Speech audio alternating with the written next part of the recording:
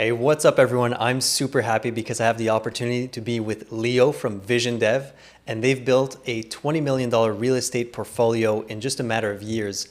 And I've seen them during all the progress, and I'm really happy to be able to interview him today so we can learn a little bit more about how they did it. Welcome, Leo. Thanks for having me, Robert.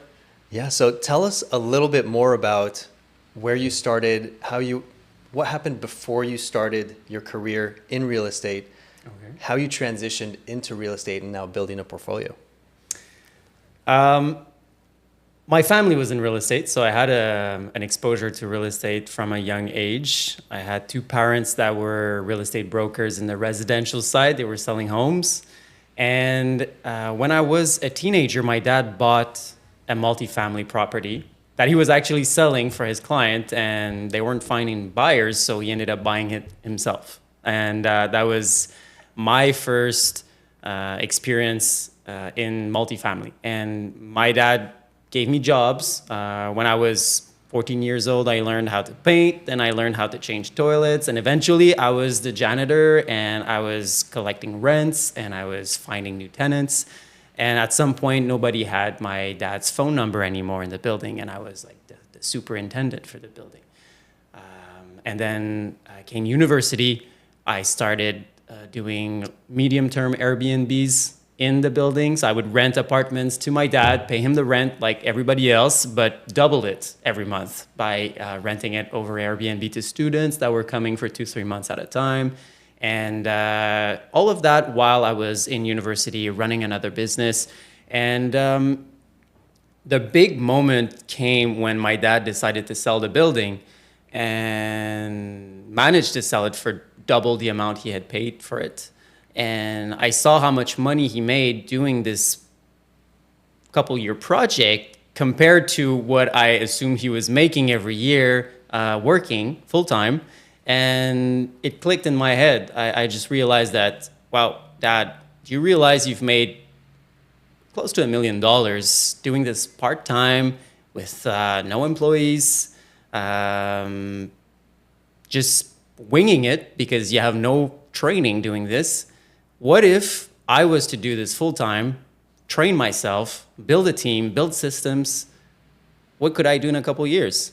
And that was kind of the aha moment of, that's a business I could do. And I had learned the ropes, so it made sense. And the timing was right. I was just finishing university. Cedric, my partner, had been working close to me in our previous business as student painters. So we were running student painting franchises in Montreal. Mm-hmm. And we had known each other in the highs and the lows. And he was also interested in real estate. He had just taken a course in real estate investment. And we went for a beer and decided we should give it a shot. And that's how it started. That's fascinating. And especially what I'm seeing, I hear a lot of people had a background in student painting for some reason. It's like these franchises seem to have made great entrepreneurs. Would you attribute some of your success to that, or? Totally. Yeah. It was probably a better education than what I learned in business school. It's just learning how far you can stretch yourself, learning a lot about you, learning about leadership, time management, how to deal with stress, how to deal with other people's stress, how to plan, how to strategize, and to just see year on year what your strategy ends up giving as results. So you see the loop multiple times because they're seasonal businesses. So you get to redo your business 5 years in a row if you do it for 5 years like I did. And that gives you so much knowledge, because what business can you restart every year and learn from your mistakes and do better the second year? So it's something I'm so grateful to have done and recommend to anyone, really. And they still exist. Like, there's a bunch of them out there. What would you say are the key values? You mentioned strategize, but what are the other key values that you've learned doing that kind of business and in business during your first years before real estate?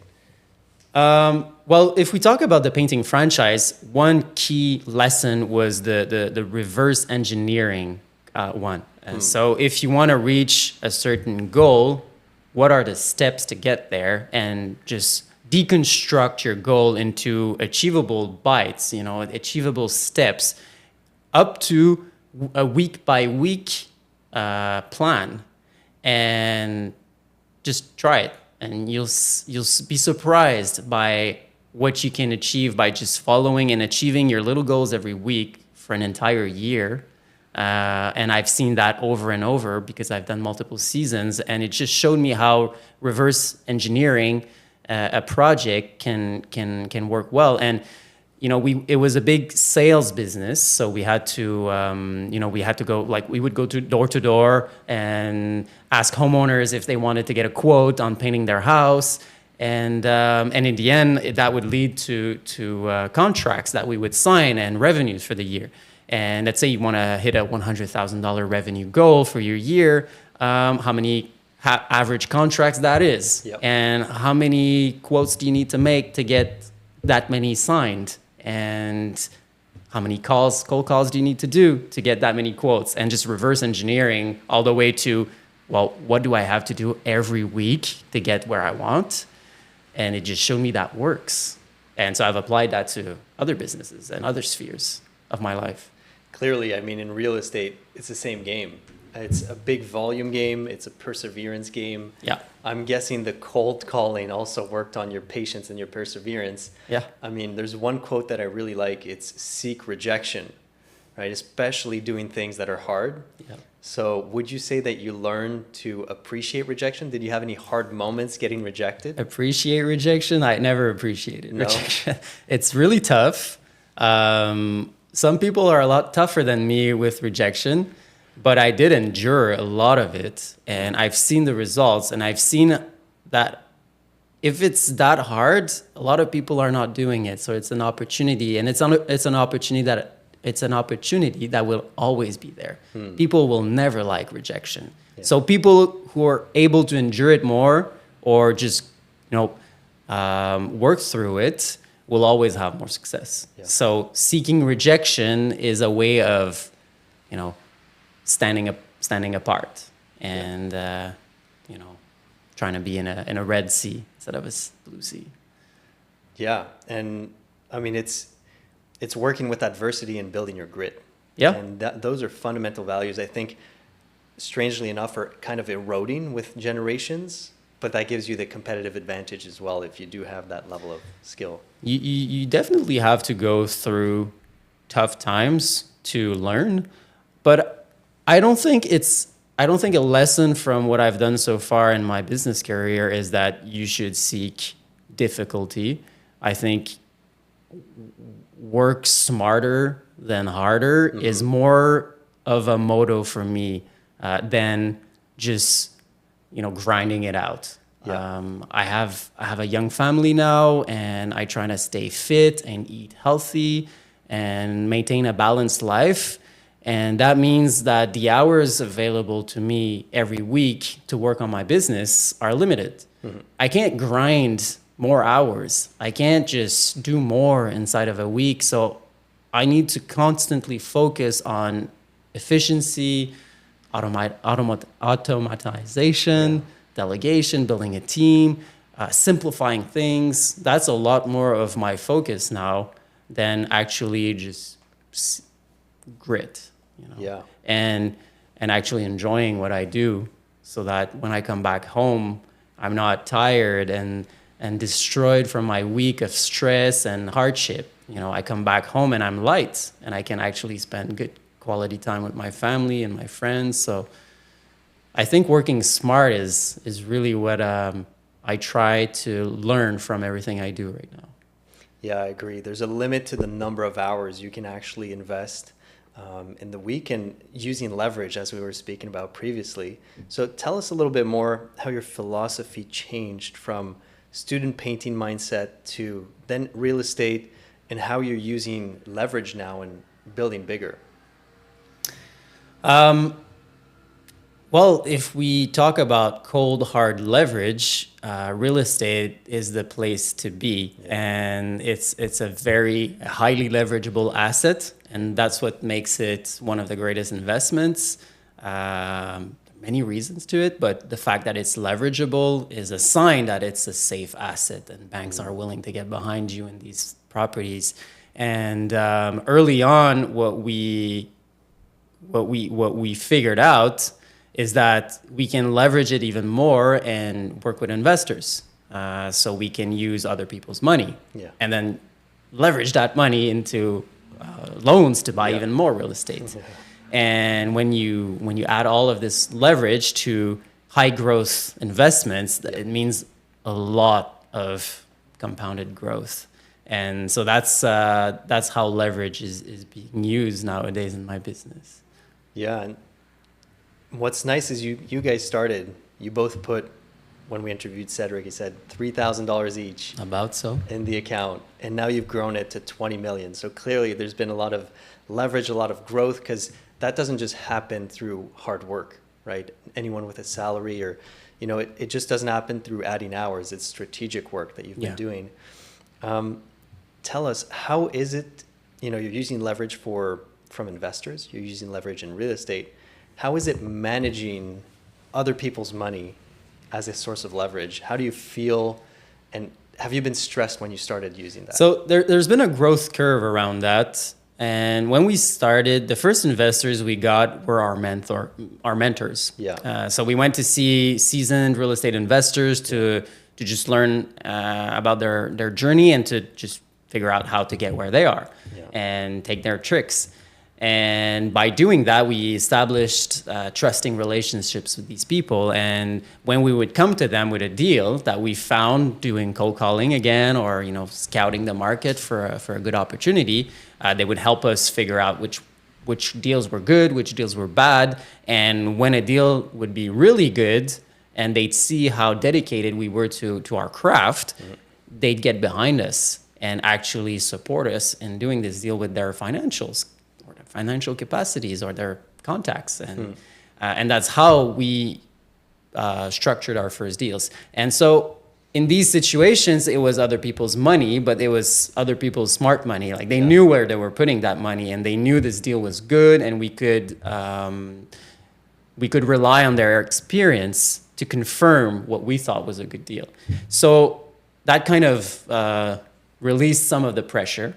And eventually, when we got more experienced, we started working with true passive money, with money from people that had no idea what we were investing in, because that's not their trade. They have no experience. They are trusting our expertise to do it. And that's, so how that feels, it's, it's a big responsibility, obviously. And it makes us a little more risk averse than if it was our own money also. But it's also making us very proud, and we just want to make these people happy that they've made this choice, and we want them to go and talk to everyone they know about that great investment they've made. And so it kind of energizes us into doing even better work. So it's a pressure, but it's a positive pressure, I find. I'm knocking on wood. We never had a setback with anybody else's money. And I believe that over a career, it's going to happen at some point, because nothing is riskless. And I'll have to live through that, I guess. But it hasn't happened yet. And I'm happy about that. Yeah. And tell us about that great move that you did with some investor. I think you got a really good return in a specific deal for an investor. Tell us a bit about that. Yeah, deal. recently we sold a property we bought with our very first investor. Yeah. It was actually our very first multifamily deal, and we sold the property last year, and it wasn't a big deal. It was our first one, but we gave this investor a check for double the money he had invested after just a couple of years, and it was above his expectations. And he was so happy to see that. It was his savings, it was c'était son patrimoine, and it's like something important to him. So like it just made him proud and happy, and it was the most amazing feeling. Really nice. It takes a long time to go through a full cycle in real estate. Yeah. And we usually don't buy properties in order to sell them. So the moment we give money back to our investors don't happen very often. And even in our 6 years of existence, it didn't happen often. So every time it does, it's a moment we cherish for sure. Yeah, that's really nice. And you guys, so your strategy is more built on appreciation of the assets, Totally. refis. Yeah, we did some flips, but that's not our strategy. Mm-hmm. We believe in compounded growth. Compounded growth. Yeah. Yeah. Especially with the exponential growth we've been having these past few years in real estate. It's crazy. Apply leverage to that, and it's ridiculous. Tell us a little bit more. You're on the acquisition side of the business. So that means you generate investor leads. I mean, you connect with investors, and you also, I think, find properties, right? Mm-hmm. So tell us a little bit more about your day-to-day and what you actually do for the business. So Cedric's dealing with the present. I'm dealing with the future. Yeah. And so if I don't do my job, Cedric's going to run out of job eventually. Yeah. So I need to find deals to put on the table, and I need to find money to support these deals. And so on a daily basis, I do a lot of networking, staying in touch with people, building relationships with brokers that have a habit of bringing interesting deals. So on the acquisition side, we've done a lot of cold calling and cold outreach to landlords that we would try and categorize in terms of how long they've been the owner of a property. So like knowing that the oldest it's been that they've owned the property, the most chances there would be that they'd be close to selling it and retiring. So it'd be to contact these people and then stay in touch every couple months, every year, until the moment they would sell. Like it just happened recently, and we're buying potentially a property next month that came just this way. And going for coffee with mentors and potential investors, and being in events, and doing a lot of numbers as well, because I take care of doing the analyses, or the initial analyses. So it's lots of modelization, doing like financial models, trying to look at how the properties are going to perform over a 5-year period, designing our next investment funds as well. So how are we going to package the investments, and how are the investors are going to come in? And we're studying how to build an evergreen right now in real estate, and it's not a common thing. So not a lot of people can help us with this, and we speak with lots of experts about how to make it, and they all have diverging opinions, and it's really hard to create that. So it's like learning about the next moves and where's the business going. I also have my podcast, like you. Yeah. To me, it's a great way to network with people outside of real estate, because it's a more general podcast where I get to speak with just interesting creators and innovators, and just generally try and stay open-minded as much as possible. So I read books, and I try to meet with, again, on the podcast, but outside the podcast, interesting people that can broaden my mind and give me ideas outside the box on how we could run our business. That's what I do on the daily, business-wise. What have you learned while raising capital? I'm guessing at the beginning, maybe you didn't have really much experience, but what have you learned in your journey about raising capital?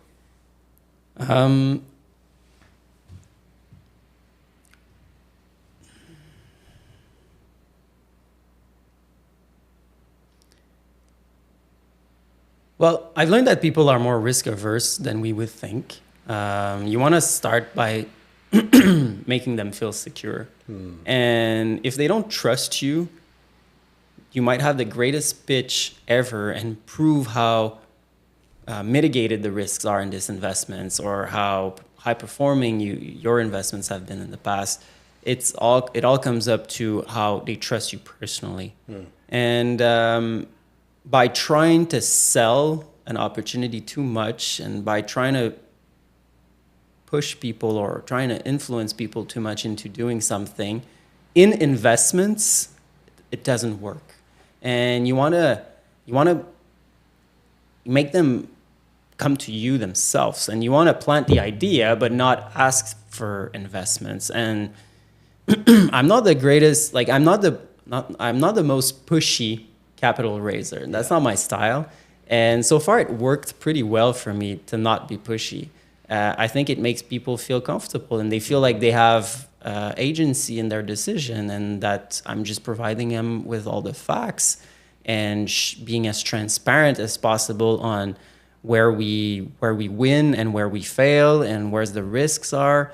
And if they trust you, then they won't even look at the financials, because they know they can trust you, who is in the business already, that you're going to take care of their equity. So trust is super important. Repeat business is also key. And if you believe in compounded growth, you'll believe in repeat business, because not only these people will keep putting more money, but the money that's growing with you, they're going to keep putting it back. And with just a few investors at the start, you could grow something quite big. So care for these people first and treat them like you'd like to be treated as an investor. Communicate, be transparent, be like exist, like show up, and don't just close these investors and then go to the next one. They'll see through that. Yeah, so if you had to teach maybe someone younger trying to get into real estate, how would you teach how to build trust? You're mentioning a few things, but one way I managed to get people to trust me, I think, I'm not in their head, but they did invest with me, so I'm assuming they did trust me, was by being, actually my first investors, like I mentioned, were my mentors. So they were people established in the business that I would go in full humility and ask them like all the questions I've had, and show that I legitimately cared about my new craft and that I wanted to learn, and being transparent with them and not trying to be somebody I'm not, showed them that they could trust me and that I would tell them everything, and that led to them wanting to work with me. I think that's how it happened. And from these first investments, then it gets a lot easier to raise more money. The first million or the first 10 million, or the first part, is the hardest, because that's you need to earn trust from people without a track record. yeah. And so that's how it works for me, going to people for advice. And I've seen that quote before and it stuck with me. If you go to people for money, they'll give you advice. If you go to people for advice, they'll give you money. Yeah. I don't remember where I've seen this quote, but I've repeated it so many times. I wish I could find where I first saw it, and it really worked for me. And yeah, you've built a kind of a tribe of mentors. It seems like you've built a lot of mentors. Would you say that you have a lot right now still? And Less than I used to. Yeah. And I feel I should get back to nurturing a tribe of mentor around me. Yeah. Because it's the greatest investment. Like, we're talking about leverage. This is like the greatest leverage you can get. It's leveraging the knowledge of more experienced people. It's free, and it has infinite return potential. Yeah. And something I always believed was that if you want to succeed in a new industry, in a new path, just go and see the 50 most successful people in this world and go for coffee with these people. Just do it. That's your homework. And you'll make contacts, you'll find resources, you'll gain knowledge, you'll find investors, you'll find partners, you'll find so much in these 50 people you'll meet. Your business will be made. That's so true. Yeah. Sometimes, just networking and learning from the experience of others and pattern matching is one of the best hacks that we can have. We could try to find all the tactics in the world, but if you're relying on experience of a mentor, it just goes so much faster. Yeah. What is one of the best things a mentor has taught you? Go bigger. Oh, yeah? And he told me that many times. And we still didn't go big enough, according to him. Okay. But it really did push us to look at bigger deals and bigger deals. And that attracted the attention of bigger mentors and respect from these mentors because they saw we were playing in a bigger square and that we were going somewhere. And to us, it just made us realize that, especially in real estate, bigger deals are not necessarily more complicated, and investors are actually feeling more secure about bigger deals than smaller deals. And so that's one of the great advice I was given. Do you have any other good pieces of advice from mentors? We did talk a lot about patience, and you can't rush good investments. You need to actually, you have to be patient. And another advice I got, which relates to that, is to build runway, financial runway. Ideally, you should have 6 months, a year in front of you, and it would actually be smart to sell an asset that you wanted to keep just to have this runway, which is actual peace of mind, and it buys you patience to act the right way and always make the right moves without the pressure of actually needing to make more money in the present.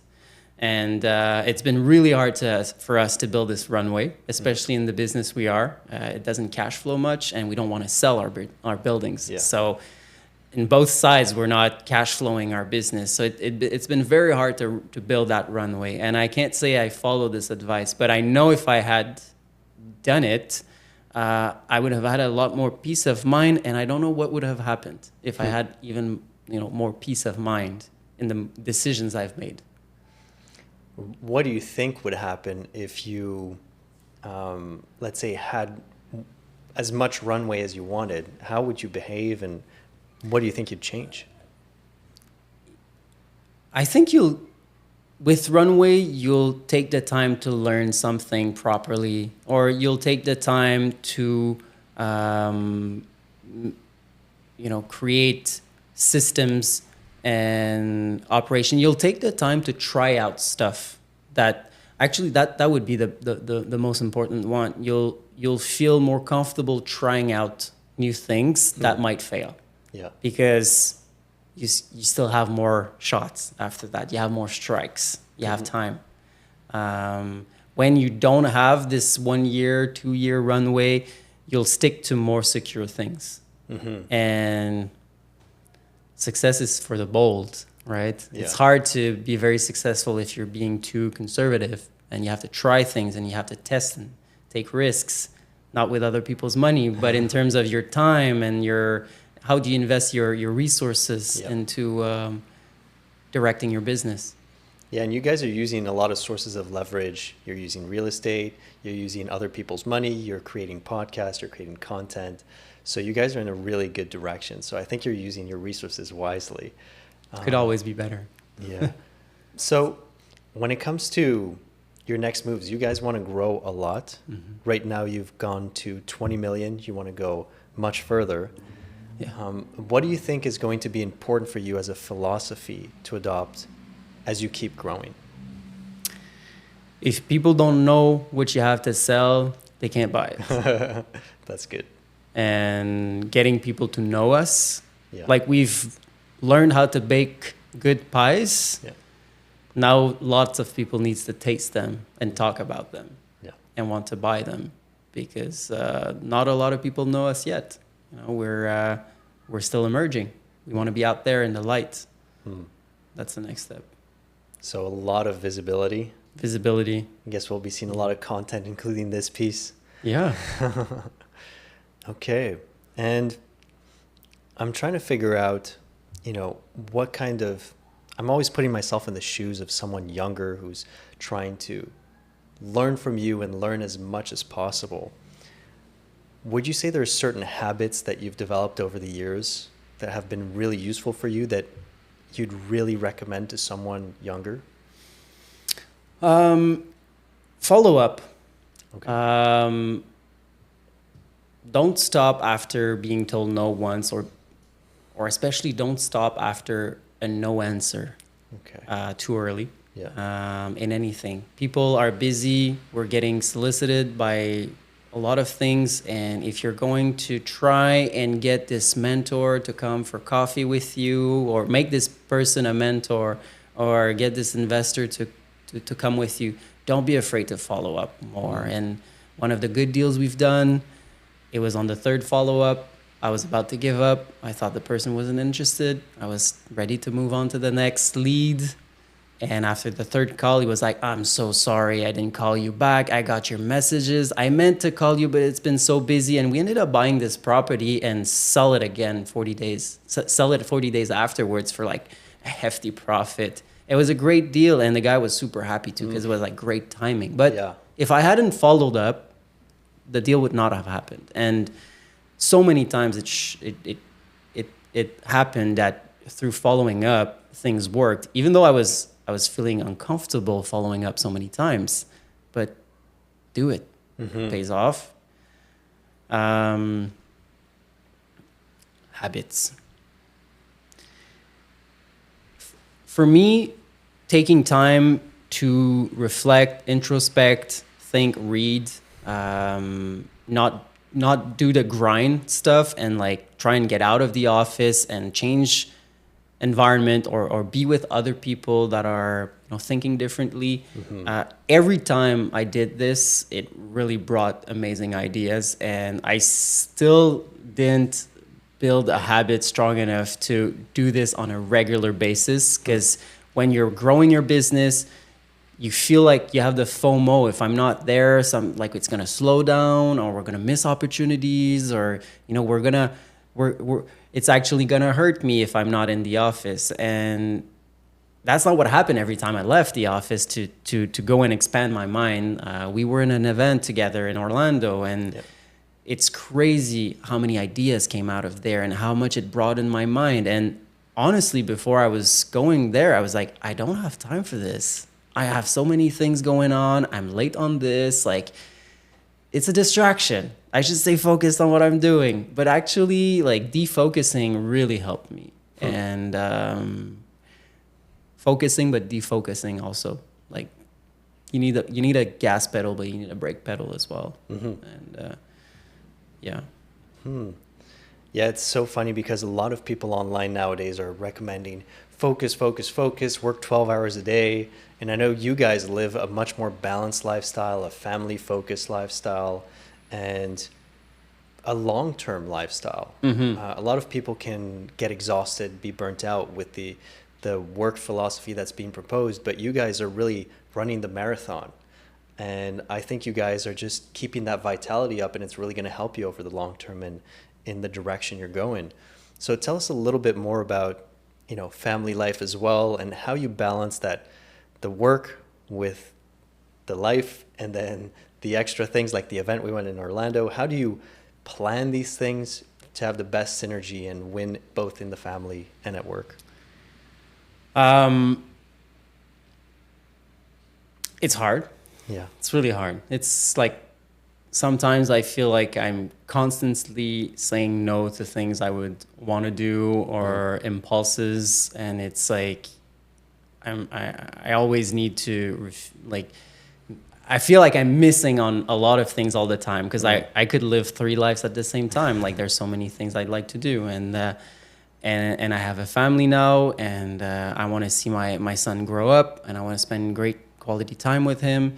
And I have this grid that a personal coach of mine gave me with all of your life domains. So there's the financial, the business or career, the family domain, you know, your friends, and there's even like recreation and fun, and, you know, all of these domains make up a whole life. And on a regular basis, I'll go through them and make sure that everything's not being neglected, and that if I'm just putting too much attention to one for a period of time, that eventually it's going to hurt. if I keep doing that. And it's okay. Life's not a straight line, and you can't be balanced all the time. So sometimes I'll spend more time in one domain than others, but I try to keep an eye on that, because every time I don't, I end up burning out, or I end up fighting with my partner, or I'll just realize that I haven't been with my son for too long, and that like I'm growing separate from him. And so,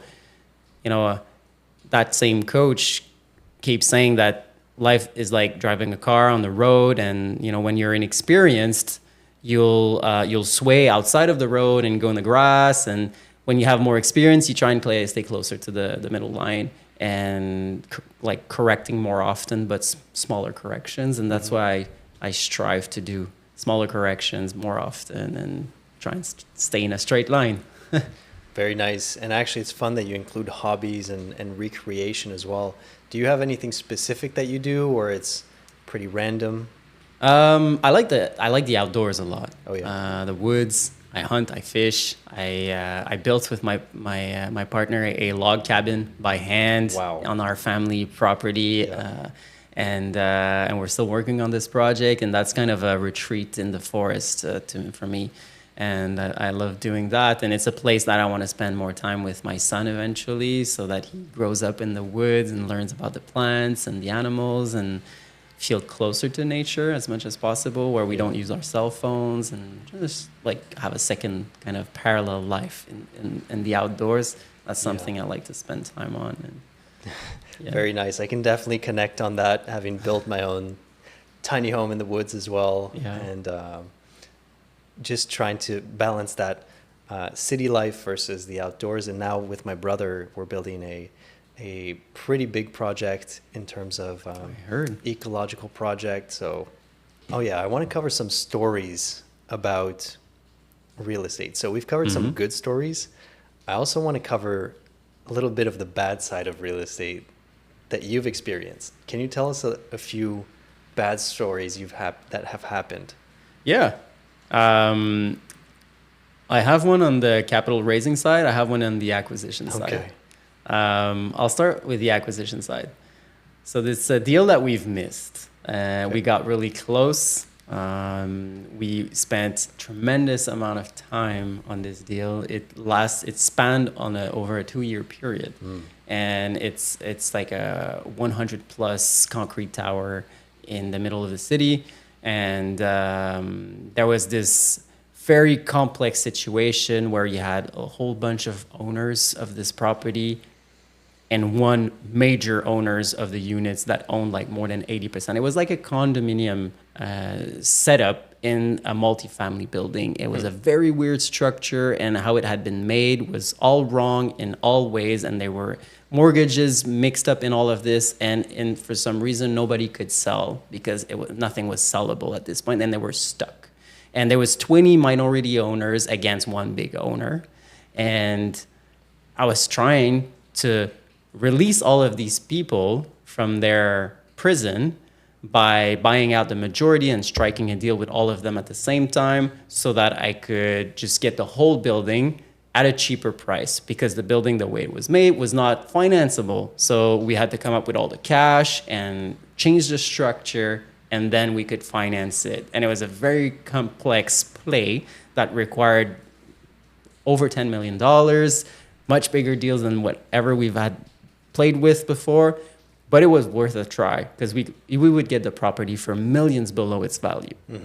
And I went and tried to meet with every of the minority owners individually, until their lawyer called me and was like, stop talking to my clients, because this whole thing is in a litigation. Wow. You talk to me now. And I was like, fine. Then talk to me, because I had tried to call him before, but like he wouldn't return my call. But I was like, I'm gonna go to your clients if you don't call me back. So he called me back, and he started like playing nice with me. And I was telling him like, look, I understand the mess this property is in, and everybody wants to sell, and they've been stuck in this deal for years. It's terrible situation. And he understands our vision. He understands we're serious about this, and that we're gonna keep going to people if he doesn't collaborate. And so we've made a deal, and I managed to get all 20 units under contract while not telling the majority owner what was happening, because he had expectations of a clean, no condition offer, and we had to do our due diligence. So we put the property, the 20 minority owners under contract. We do our due diligence, our environmentals. We had GCs come in the building without the majority owner knowing about it, because we didn't want to go across what he was asking for, but we had to make this deal work. That all lasted over a year. Due diligence pans out, makes sense. We start looking for investors. We managed to bring in a partner for a part of it. Now we were looking for more investors. And comes the time when I need to speak with the majority owner. The guy lives in Calgary. I was about to take a flight to go meet him. That didn't work. I hired a private detective to find his phone number because I only had his address. It worked. I reached him. Wow. He spoke like gentlemen. We got very close to striking a deal. And then the legal litigation that was binding the whole property unblocked, like it was blocked. The tribunal was holding it up, and it kind of like they got an appointment for fighting their case. So it just messed up my deal, and I had to wait for another 6 months before they had their answer.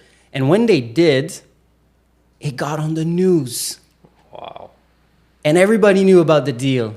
Oh. And all of what we had done in secret, trying to build a deal together and make it work and bring on the investors, just got on the front cover of the newspaper. Wow. And 1 month later it was sold. Somebody like overbid us and managed to snatch it because there's big players out there and they could buy it all cash. Yeah. So 2 years of hard work of trying to and we spent on lawyers to help us with that. Yeah. We spent on due diligence. We spent over $15,000 in fees that we just threw out of the window. But it was a great experience. We've learned a lot. We talked with large investors about this deal. It just showed them all how willing we were to take risks and try and make deals work. So overall, I'm very happy with this experience. But yeah, I wish it would have gone the right way and worked. And so what are the core lessons you're taking out of that and applying to your future deals? That not all deals are going to work, and that you want to run multiple ones at the same time. The guys, what they've done afterwards, I got to know who these buyers were and what they'd done to get the deal made and the risk they took. They did stuff that we would have never done. Okay. And when you're competing against cowboys, you can't do anything. And we're not going to step on our values, and we're not going to cross lines that we wouldn't cross to make a deal work. And sometimes it's going to be stolen from us by things we can't control. Yeah. So might as well have multiple ones and have a few of them succeed. So how do you see yourself in the next few years? You're building a pipeline of deals, essentially. You're continuing your networking.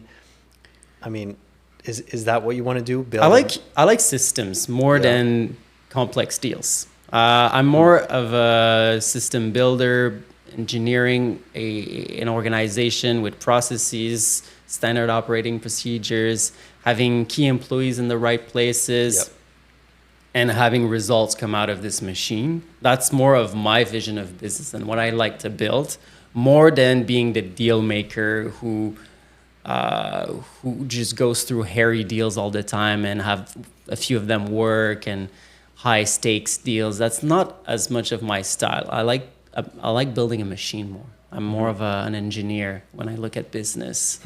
And so doing these kinds of deals, I'll keep doing them. They'll keep falling on our lap and we won't be able to resist giving them a shot. But that's not our favorite way of doing business. Earlier, you spoke about the forest, about ecology. Do you see that that's a big upcoming trend in real estate and something you guys are really focusing on? Definitely. There's first of all, there's going to be changes in the regulations and the Yeah. standards in construction and in maintenance of the properties that are going to force us to take this, catch this wave. But there's also so many things we can do as property owners that are beneficial financially and environmentally. And I think it's very exciting.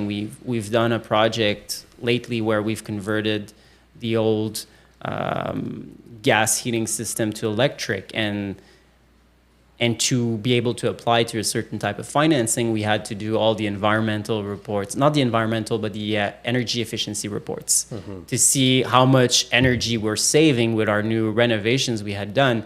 And the results we got blew our mind. Like, we've reduced the carbon footprint of this property, the carbon footprint of the heating and the lighting of this property by over 50%. Wow. And for fun and for marketing purposes, Yeah. we had this kilowatts result translated into what does it mean in terms of cars on the roads, or transatlantic flights, or people's consumptions in general.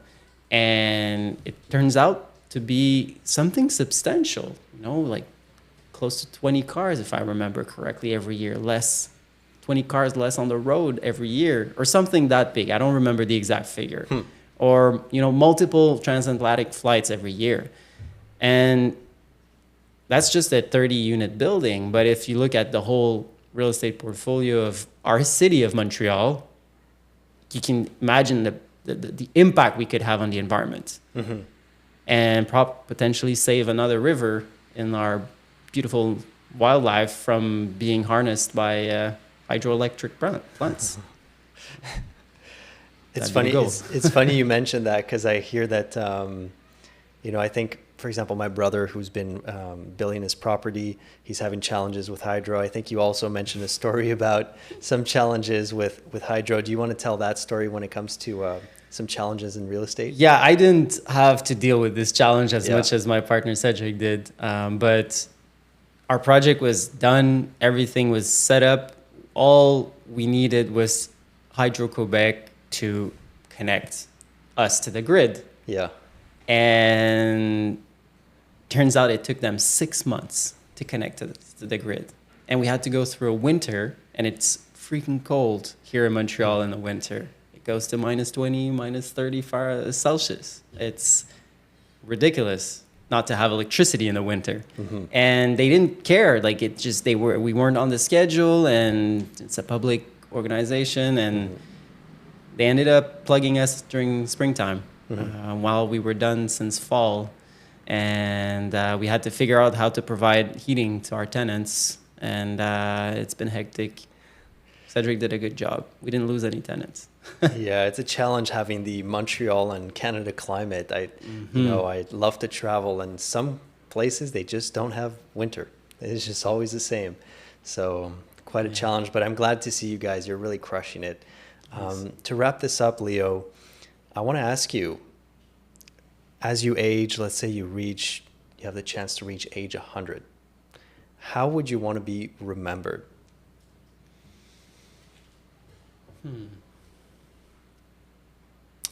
I should have an answer right away. I think it's a good question to ask yourself. Who do you want to be? I think I'd like to say that I'd like to be known as someone who was true to himself and who managed to live a life according to who I am, and who was very adamant to not stepping on his values, and who had values, clear values, and who knew who he was and what he wanted, and was an example to others at being himself.